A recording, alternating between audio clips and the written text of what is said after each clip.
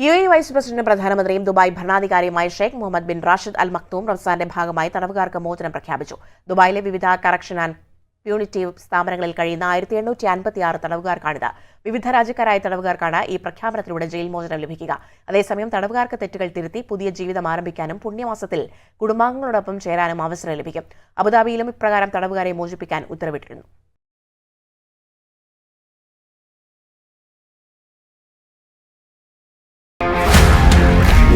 One anchor, every week, 20 years, 1,000 episodes on one TV channel. Middle East This Week, an Elvis Chumar TV show. Exclusively on Jayhin TV.